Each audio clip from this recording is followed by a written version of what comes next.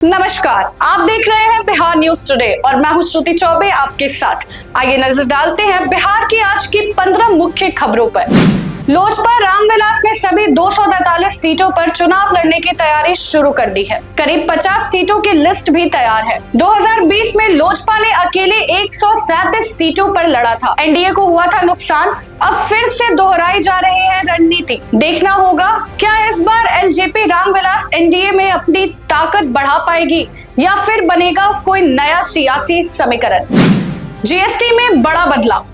अब सिर्फ 2 tax slab 5% और 18%। पहले जीएसटी में 4 स्लैब थे, अब उसे कम करके 2 कर दिया गया है। केंद्रीय वित्त मंत्री निर्मला सीतारमण ने इसकी घोषणा की है। रोटी, पराठा, दूध और हेल्थ लाइफ इंश्योरेंस पर कोई जीएसटी नहीं लगेगा। एसी कार, साबुन, शैम्पू होंगे सस्ते। होटल, जिम, सैलून की सेवाएं भी सस्ती होंगी। तंबाकू और लग्जरी चीजों पर अब ज्यादा टैक्स लगेगा।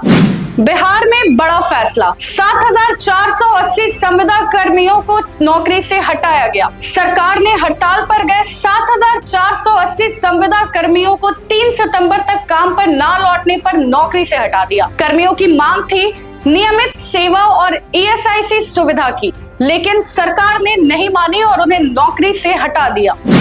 बिहार में निवास सर्टिफिकेट की होड़। 1 करोड़ लोगों ने लगाया आवेदन। सर्वर बना सबसे बड़ी परेशानी। एसआईआर अपडेट के कारण वोटर लिस्ट में नाम जोड़ने के लिए निवास प्रमाण पत्र जरूरी हो गया है। लोग घंटों लाइन में लग रहे हैं, लेकिन सर्वर बार बार डाउन हो रहा है। मशीनें काम नहीं कर रही हैं। अकेले अगस्त में 52 लाख से ज्यादा लोगों ने निवास के लिए आवेदन किया। ये पिछले साल से 5 गुना ज्यादा है। राशन कार्ड, नौकरी, आधार और पढ़ाई जैसे जरूरी कामों के लिए अब निवास बनवाना अनिवार्य हो गया है।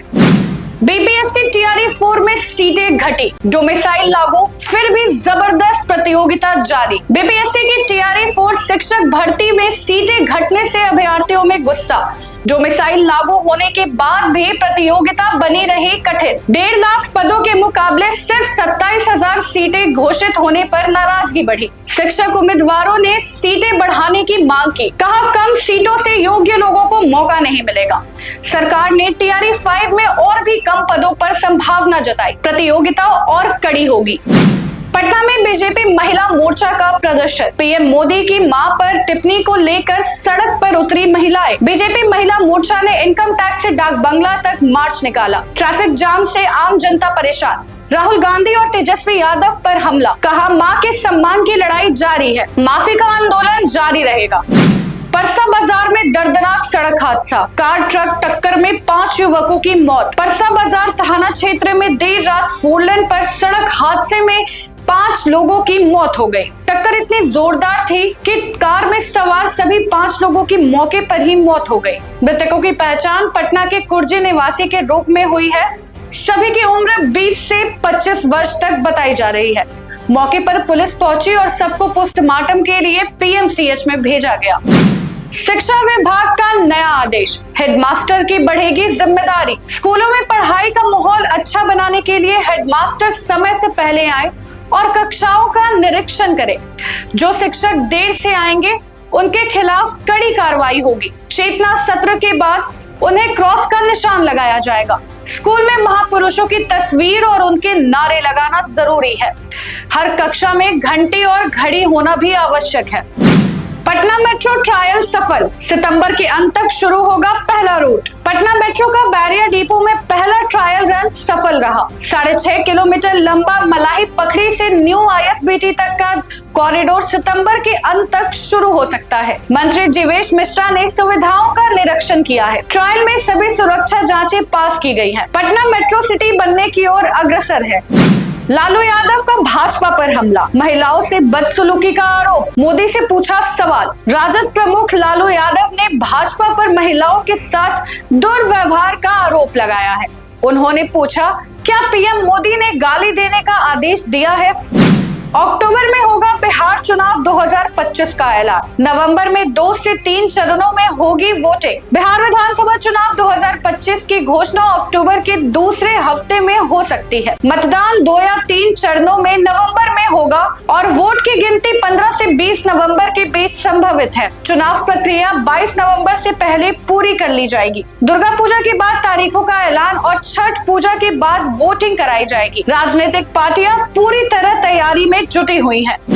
भागलपुर में बाढ़ का कहर, पुल टूटा और सड़क बह गई। 19 जिलों में बारिश का येलो अलर्ट। भागलपुर के नवगछिया गांव में गंगा के तेज पानी से पुल टूट गया और करीब 500 मीटर सड़क बह गई। मौसम विभाग ने पटना समेत 19 जिलों में बारिश का येलो अलर्ट जारी किया है। चुनाव से पहले नीतीश कुमार का बड़ा तोहफा, सारण को मिले 1200 करोड़ की योजनाएं। मुख्यमंत्री नीतीश कुमार ने छपरा में 1200 करोड़ की योजनाओं का शिलान्यास किया और जीविका समूह की महिलाओं से संवाद किया। उन्होंने महिलाओं को आत्मनिर्भर बनने के लिए प्रोत्साहित किया और सरकार की ओर से हर संभव सहयोग का आश्वासन भी दिया। सड़क, बिजली और खेल परियोजनाएं जिले को नई दिशा देंगी। बिहार विधानसभा में बुजुर्गों का दबदबा। बिहार की 60% आबादी युवा है, लेकिन 52% विधायक 51 से 80 साल के हैं। सबसे कम उम्र का विधायक भी 35 साल के ऊपर का है। शिक्षा का स्तर भी कमजोर है।